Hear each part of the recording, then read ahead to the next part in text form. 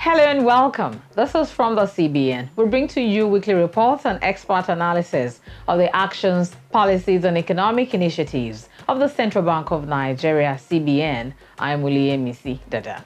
The Monetary Policy Committee of the Central Bank of Nigeria got really busy last weekend and into the early part of this week. First, the MPC held a two-day retreat to appraise itself and examine monetary policy implementation in a digitally evolving economy. Then came the statutory bi-monthly MPC meeting where members voted to raise the benchmark interest rate on the backdrop of a continuous rise in inflation while leaving all other policy parameters constant. We have details of this and more in today's package, but that's after this break. Stay with us. If someone calls or sends you a message that you have payment issues with your bank and requests that you reveal sensitive information, end the call and don't click. It might just be a scam. No bank will ever ask you for your personal identification number, PIN, mobile banking password, or your card verification code, CVC. Scammers always sound genuine, but don't fall for their bait. Don't respond to phony emails or SMS, and don't click on any dubious links. Even if the other party calls your date of birth or your BVN, don't give them your security details. If you suspect there's an issue with your account, the safest thing to do is go to your bank or call the number provided by your bank directly. Protect your bank details so no one steals your money. This message is from the Central Bank of Nigeria, CBN. Welcome back. Members of the Central Bank of Nigeria's Monetary Policy Committee came together for a retreat from Friday the 15th to Saturday the 16th of July at Lakwe Lakes and Golf Resort, Ibeju, Lekki, Lagos State. The strategic retreat enabled the MPC to appraise its performance so far and brainstorm on new methods of addressing the increasing challenges confronting monetary policy formulation and implementation in Nigeria. CBN Deputy Governor Economic Policy, Dr. Kingsley Obiora, while welcoming participants to the retreat, defined monetary policy as basically the control of money supply and the channels through which new money is put into the system. Dr. Obiora said, at the core of monetary policy making is the velocity of money, which refers to the speed and the rate by which money changes hands. He narrated the three major factors observed that necessitated the retreat. So first, everyone would have noticed that the use of cash itself is reducing all across the world. A global payments report for 2021 showed that last year was the first time where payments by digital wallets exceeded payments by cash worldwide. And the data shows that only 13% of in-store payments worldwide would now be made by cash. And that's global, but it differs from country to country. So if you look at, say, in South Korea, 77% of payments are made by digital or electronic formats, whereas in Philippines it's still only 33%. Here in Nigeria, we're seeing even our indent, so the printing of cash itself by the mint reducing over the past couple of years. So that trend is the same in Nigeria. The second trend that we're seeing globally is the explosion in electronic or digital payments itself. So in terms of the numbers, for example, in 2014, there were only 393 billion digital payments, whereas in 2019 it had almost doubled to 710 billion.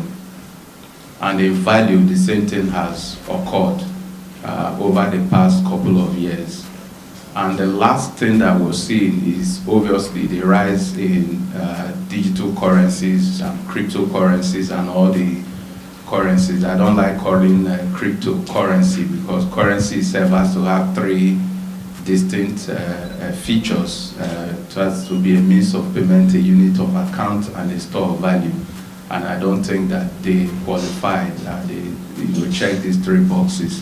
So these movements that we're seeing are the key reasons why it is important that a retreat of the Monetary Policy Committee holds to really discuss how we respond to these changes, that some of them are exogenous because they are not being determined by any central bank, maybe being determined by private sector.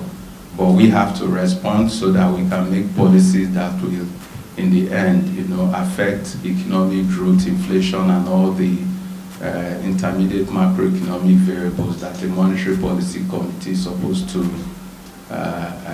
look at.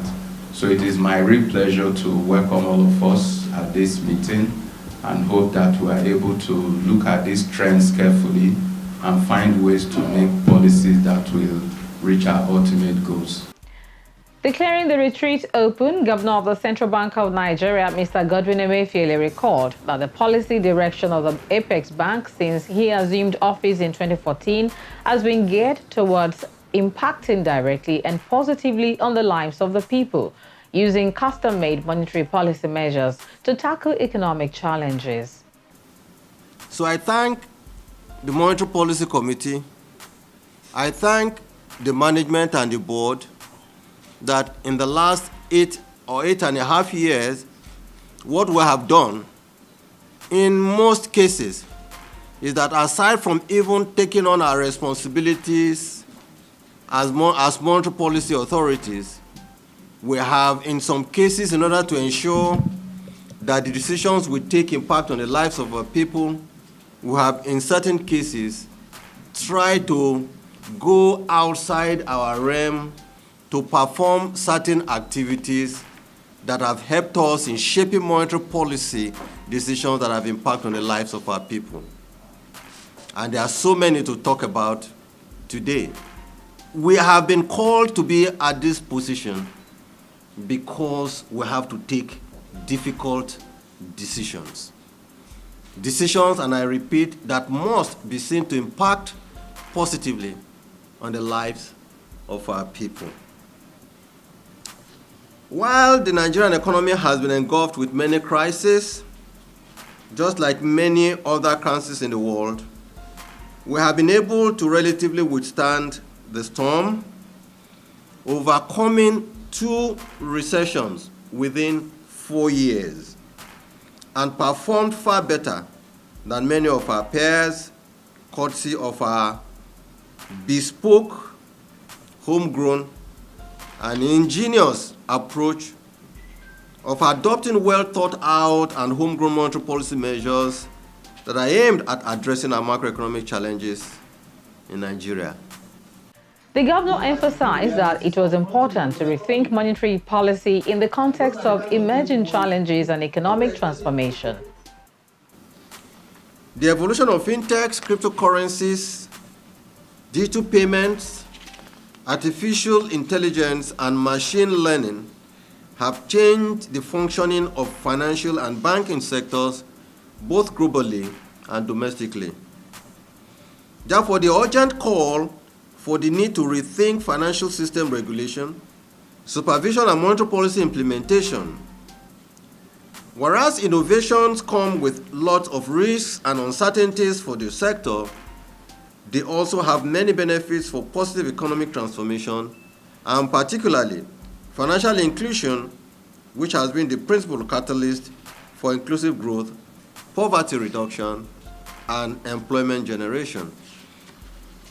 The Central Bank of Nigeria has championed the financial inclusion principle to achieve the SDGs, including recent launch of the e-Naira, our own digital currency, to capture the large unbanked populace into the formal sectors and improve monetary policy efficiency and positive impact on the better the standard of living of our people.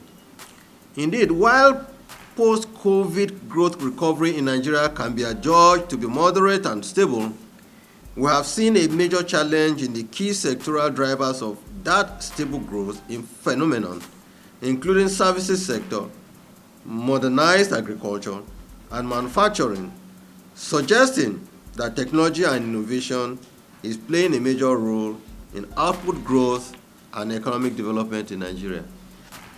Hence, the need to explore new ways of adapting monetary policy tools to improving the contribution of technology and innovations to the growth equation.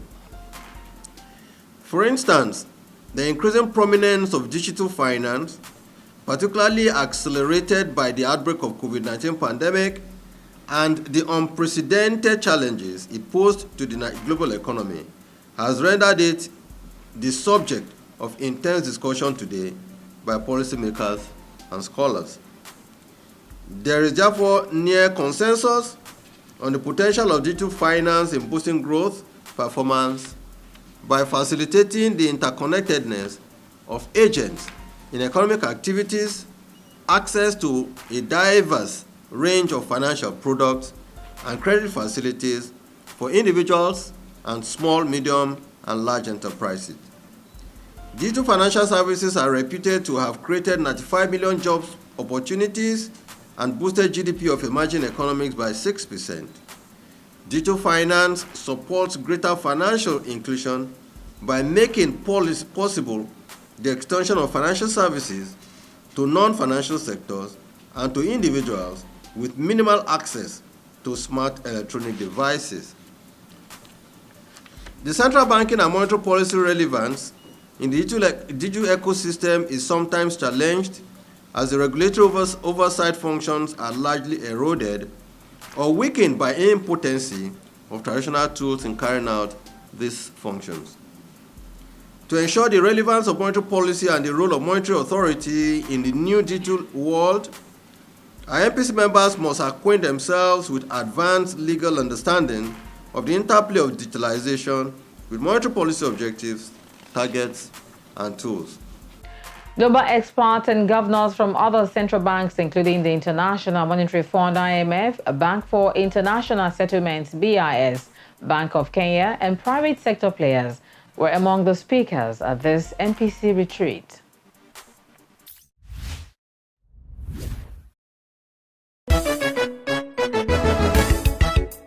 North, South, East or West, male or female, old school or millennial, rural or urban, the Naira is the same, and so is the e-Naira. The e-Naira is a legal tender issued by the Central Bank of Nigeria. So, let's embrace it. The e-Naira will foster financial inclusion, improve access to credit, facilitate cross-border remittances, and it's easier to transfer. E-Naira, same Naira, more possibilities. This message is from the Central Bank of Nigeria, CBN. Thanks for staying tuned. You're watching from the CBN, a weekly program that brings to you reports and expert analysis of the actions, policies, and economic initiatives of the Central Bank of Nigeria, CBN.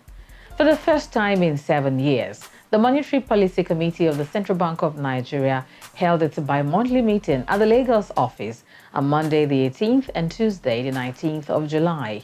Adopting a tightening policy stance at this meeting on account of the aggressive rise in inflation in the country and the resultant negative consequences, particularly on the purchasing power of the poor and on economic growth, the committee unanimously voted to raise the monetary policy rate. The policy dilemma, however, was what level of tightening would be required to rein in inflation without dampening manufacturing output. In the end, 6 members of the committee voted to raise the monetary policy rate by 100 basis points.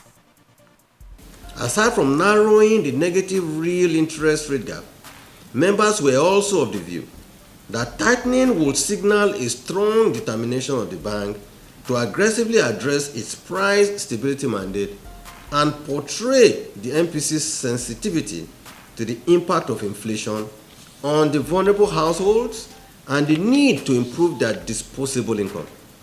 Members also noted that the last 150 basis points hike by the committee in May had not permeated enough in the economy to halt the rising trend in inflation, and noted that the month-on-month percentage point increase in headline inflation rose sharply in June 2022 compared with May 2022. MPC also noted that other complementary administrative measures deployed by the bank to address the growth in money supply did not moderate the inflationary trend. addressing the balance of policy objectives and developments in the global and domestic environment. The committee resolved that the most rational policy option would be to further strengthen its tightening stance in order to effectively curtail the unabated rising trend of inflation. Members were conscious of the fact that output growth remained fragile. However, not containing inflation now could erode the moderate gains achieved in improving consumer purchasing power and thus worsen poverty levels for the vulnerable populace. To ensure that output still remains in focus, MPC advised the bank's management to continue to use its development finance tools to support the agricultural and manufacturing sectors in Nigeria. Committee thus voted unanimously to raise the monetary policy rate, MPR. One member voted to increase the MPR by 150 basis points, 6 members by 100 basis points, 1 member by 75 basis points, and 3 members by 50 basis points. Consequently, committee resolved to increase the MPR by 100 basis points from 13% to 14%. And in summary, MPC voted as follows. 1. Increase MPR to 14% from 13. 2. Retain the asymmetric corridor at plus 100 and minus 700 basis points around the MPR. 3. Retain the CRR at 27.5%. And 4. Retain liquidity ratio at 30%. The Monetary Policy Committee noted that the economy has grown for 6 consecutive quarters following the exit from recession in 2020. It expressed confidence in the bank's sustained intervention programs, noting that inflation will abate as food supply improves and the fiscal authority sustains its efforts to tame the legacy structural challenges that put pressure on the domestic price levels. Staff projections show that the economy is expected to remain on a path of sustained positive growth observed in the last few quarters. The committee also noted that both the manufacturing and non-manufacturing purchasing managers indices increased above the 50 index point benchmark to 51.1 and 50.3 index points in June 2022, compared with 48.9 and 49.9 index points respectively in May 2022.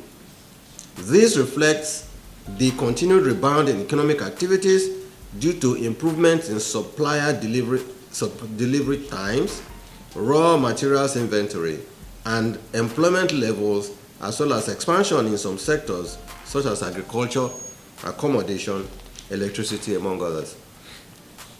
Committee noted with concern the persistent uptick in headline inflation year on year to 18.6% in June 2022 from 17.71% in May 2022, and 89 basis points increase in just a month. This continued increase in inflation was driven by increases in both the core and the food components to 15.75 and 20.6% in June 2022. This considerable rise in core inflation resulted largely from the rising cost of production due to high energy prices associated with the persistent disruptions to power supply, hike in electricity tariff, continued scarcity of petroleum motor spirit PMS, and rising price of automatic gas oil AGO. The increase in the food component was, however, driven by shocks to food prices associated with continued insecurity in food producing areas and along major access routes across the country, the continued impact of the war in Ukraine on the supply of fertilizer inputs, wheat and other grains, exchange rate pressures, and the impact of monetary policy normalization on capital flows away from emerging markets. The committee, however, expressed confidence in the bank's sustained intervention programs, noting that inflation is expected to abate as food supply improves and the fiscal authorities sustain its efforts to tame the legacy structural challenges which put upward pressure on domestic price levels. Members therefore urge the fiscal authority to expand and sustain its support for all this recently deployed stimulus to the real sector of our economy. The MPC also shared its outlook for both the global and domestic economies in the medium term. The broad outlook for both the global and domestic economies in medium term remain clouded with uncertainties associated with headwinds such as the substantial disruptions to supply chain, the Russia-Ukraine war, and the lingering impact of COVID-19 pandemic. Others include the rising level of corporate and public debt in the advanced economies and emerging market and developing economies, as well as the broad shocks to foreign capital flows driven by the aggressive normalization of monetary policy in some of the advanced economies. On the domestic front, available data on key macroeconomic variables indicate the likelihood of a subdued output growth for the Nigerian economy in 2022. This is hinged on the ongoing and expected shocks from the global economy, particularly from supply blockages of essential exports from both Russia and Ukraine, the impact of high crude oil prices given Nigeria's position as an oil exporter and importer of refined petroleum products, and the aggressive normalization by some advanced economies. Accordingly, the Nigerian economy is forecast to grow in 2022 by 3.3% CBN estimate, 4.2% federal government estimate, and 3.4% IMF estimate.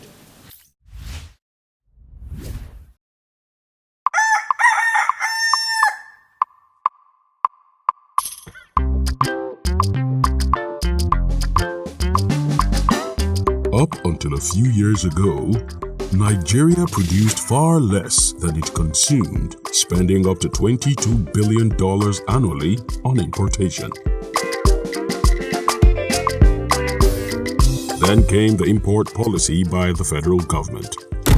Now, to survive, the nation must learn to be self-sufficient. And so far, we are on the verge of achieving this through the intervention of the Central Bank of Nigeria and other stakeholders in support of local farmers and efforts of value chain entrepreneurs. Now, the goal of creating 10 million jobs in 5 years through 10 commodities is gradually being actualized. Let's buy Nigerian to grow Nigeria.